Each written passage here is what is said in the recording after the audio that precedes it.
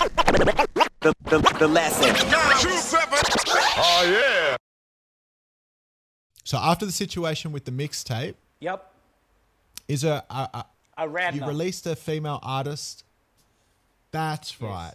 And when you guys first put her stuff out, she did very well, didn't she? She did indeed. Aradna is the queen of the Pacific. She is the greatest female voice that ever came from this side of the world.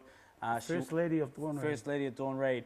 But before that, we had an R&B group called At Ease, and she featured on their song Getting Stronger. It was her debut record came out and went #1. So she had big shoes to fill, and she definitely filled them and went on to be... We signed a multi-million-dollar deal with her with her song Wake Up, Universal Republic, the label that had Amy Winehouse. She is the queen of the Pacific. But Sanchez, we're going to have to wrap this up. We've just got another massive call coming in. Basically, I'll just try to cut to kind of where it starts going a little pair. Yep. So after you guys sign that female artist, that's when the internet comes in, CD sales start to drop, and then you guys end up facing bankruptcy. We never went bankrupt. We faced liquidation, which is like business bankruptcy, but we actually got saved from it. But what happened was we got into, a big fight with the tax department, and they started, but the thing is, what we did is we actually sat down with them and tried to settle it, but it just got out of hand. Which we can't go into because obviously it's in the film. But the point of the story is we took a massive loss. We took a massive L. 2007 was basically like fell over, but had to rise again. We were very, very lucky that the biggest television and movie company in New Zealand called South Pacific Pictures, the owner by the name of John Barnett, he had been a fan and we'd worked on this movie called Sione's Wedding together, and he came along and offered us a financial lifeline. But I can't talk about that either because it's in the movie. Sanchez, man, you need to be a movie director. You're sucking all the juice out of us. Someone give this guy a woman's weekly, interview techniques. Thoughts on poly rap in 2020?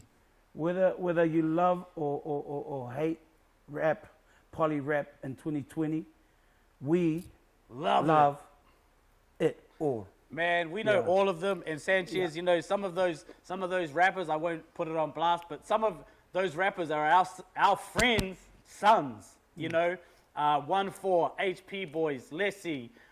We love them all, bro. We love them all. Hey, and shout out my boy Forte too. Yeah. We love Australian rap. Seeing Polynesian kids winning, doing millions of streams, performing with international artists and getting respect from the ASAP Fergs and all that. Our brother Hal, we love it. If you saw the impact of the drill rap scene in New Zealand, the whole New Zealand has mullets. Like, I swear to God, every single Polynesian kid has a mullet. Everyone's trying to free the 1-4 in New Zealand. Yeah. Everyone's gone on to do degrees in engineering because of HP Boys. Like, it's crazy, It's good, bro. We love it.